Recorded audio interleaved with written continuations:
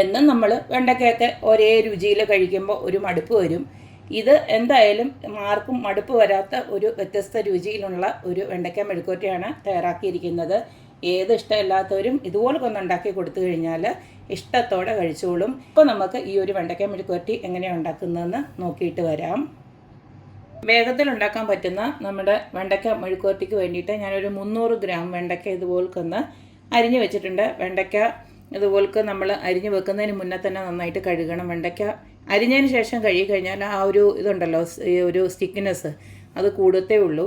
അതുപോലെ തന്നെ നമ്മൾ നന്നായിട്ടൊന്ന് കഴുകിയിട്ട് നമ്മുടെ കിച്ചൺ ടവലോ അല്ലെങ്കിൽ നല്ല ഒരു എന്താ പറയുക, നമ്മുടെ ടിഷ്യൂ ഉണ്ടല്ലോ, ടിഷ്യൂ പേപ്പറിനകത്തോ വല്ലതും വെച്ച് അതിൻ്റെ ഒരു വെള്ളം ഒന്ന് മാറ്റിയിട്ട് നമ്മളൊന്ന് അരിഞ്ഞെടുത്താലും ആ ഒരു പിന്നെ നമ്മൾ വെണ്ടയ്ക്ക ഉണ്ടാക്കുമ്പോൾ ആ ഉള്ളൊരു വഴുവഴുപ്പ് അങ്ങ് മാറിക്കിട്ടും.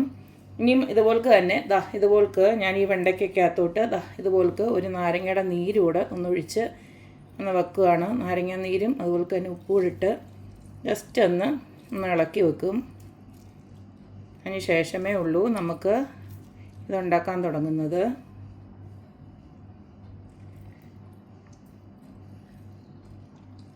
ഒരു നാരങ്ങയുടെ നീര് ഞാൻ പിഴിഞ്ഞൊഴിച്ച് വെച്ചിട്ടുണ്ട്. ഇനി ഇതിലേക്ക് നമുക്ക് കുറച്ച് ഉപ്പൂടി ഇട്ട് കൊടുക്കാം. ഞാൻ ഇപ്പോൾ ഒരു 1/2 ടീസ്പൂൺ ഉപ്പിട്ട് കൊടുക്കുകയാണ്. ഇതിനി നമുക്ക് ഇതുപോലൊന്ന് ഇളക്കി വെക്കാം.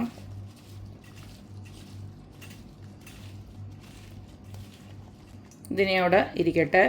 ഇനി ബാക്കിയുള്ളത് നമുക്ക് പിന്നെ സവാള വേണം. ഞാനിപ്പോൾ സവാള ഒരു 3 എണ്ണം ഇതുപോലൊക്കെ സ്ലൈസ് ചെയ്ത് വെച്ചിട്ടുണ്ട്. അതുപോലെ തന്നെ പച്ചമുളക് ഒരു 4 എണ്ണം അരിഞ്ഞ് വെച്ചിട്ടുണ്ട്. പിന്നെ ഒരു 10-12 കൊച്ചുള്ളിയോളം ഇതുപോലൊക്കെ ഒന്ന് ചതച്ചെടുത്ത് വെച്ചിട്ടുണ്ട്. ഇത് മിക്സിക്കകത്ത് ചതച്ചുകൊണ്ടാണ് ഇതുപോലേക്ക് ഇരിക്കുന്നത്. നമുക്കല്ലാതെ ഇടിച്ച് ചതയ്ക്കാനാണെങ്കിൽ അങ്ങനെ ചതയ്ക്കുന്നതായിരിക്കും നല്ലത്. പിന്നെ അതുപോലെ തന്നെ ഒരു കുടം വെളുത്തുള്ളി എന്ന് പറയുമ്പോൾ ഒരു 5-6 അല്ലി വെളുത്തുള്ളി ഉണ്ട്. നന്നായിട്ട് കഴുകിയിട്ട് ഞാൻ മൊത്തമായിട്ട് തൊലി എടുത്തിട്ടില്ല. ഇതുപോലൊക്കെ ഇങ്ങനെ ചതച്ച് വെച്ചിരിക്കുകയാണ്. പിന്നെ നമ്മുടെ മുളകുണ്ടല്ലോ, ക്രഷ്ഡ് ചില്ലി, അതും ഇതുപോലൊക്കെ ഞാനൊന്ന് ക്രഷ് ചെയ്ത് വെച്ചിട്ടുണ്ട്. നിങ്ങൾക്ക് ചില്ലി ഫ്ലേക്സ് ഉണ്ടെങ്കിൽ അത് അങ്ങനെ തന്നെ ഉപയോഗിക്കാം. വെണ്ടയ്ക്ക മെഴുക്കുവരട്ടി ഉണ്ടാക്കാനായിട്ട് അതുപോലൊരു പാൻ ഞാൻ അടപ്പിലോട്ട് വെച്ച് കൊടുത്തിട്ടുണ്ട്. നിങ്ങൾക്ക് ഇഷ്ടമുള്ള എണ്ണ ഉപയോഗിക്കാം.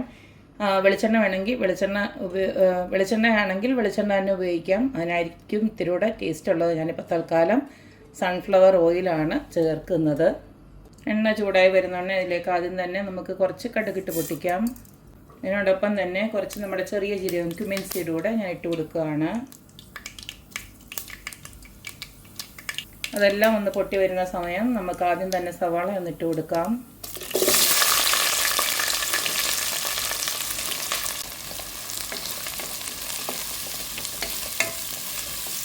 ഇതിലേക്ക് നമുക്ക് കുറച്ച് ഉപ്പിട്ട് കൊടുക്കാം.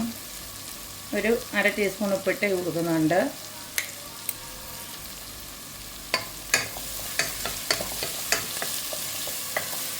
ഉള്ളി ഇതുപോലെ കൊന്ന് വഴണ്ട് വരുന്നുണ്ട്. നമുക്ക് നമ്മുടെ കൊച്ചുള്ളിയൊക്കെ ഉണ്ടല്ലോ ചതച്ച് വെച്ചിരിക്കുന്നത്, അതുകൂടെ അങ്ങോട്ട് ഇട്ട് കൊടുക്കാം. അതുപോലെ തന്നെ വെളുത്തുള്ളി ചതച്ചുകൂടെ അതിനകത്ത് ഇട്ട് കൊടുക്കുകയാണ്.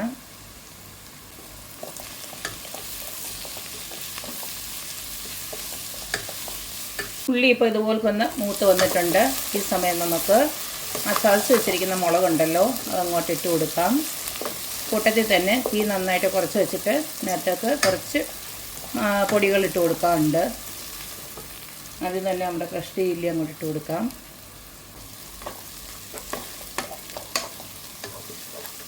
എരിവൊക്കെ നിങ്ങളുടെ ആവശ്യത്തിനനുസരിച്ചിട്ട് ഇട്ടാൽ മതി.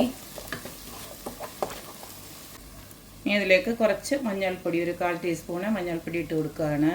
അതുപോലെ തന്നെ ഒരു ടീസ്പൂണോളം മല്ലിപ്പൊടി ഇട്ട് കൊടുക്കുകയാണ്.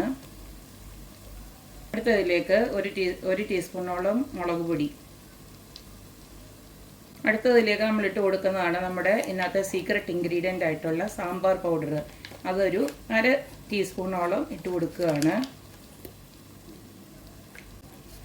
ഇതെല്ലാം കൂടെ നന്നായിട്ടൊന്ന് മൂപ്പിച്ചെടുക്കണം.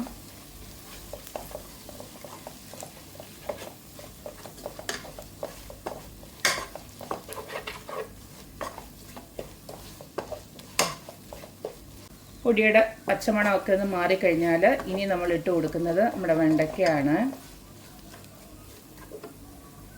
വെണ്ടയ്ക്ക ഇങ്ങനെ അങ്ങോട്ട് ഇട്ട് കൊടുക്കാം. ഈ വെണ്ടയ്ക്ക ഇട്ട് കൊടുത്തതിന് ശേഷം നമുക്ക് ഇത്തിരി ഒന്ന് ഹൈ ഫ്ലെയിമിൽ വെച്ച് ഇതിനെ ഒന്ന് ഇളക്കിയെടുക്കണം.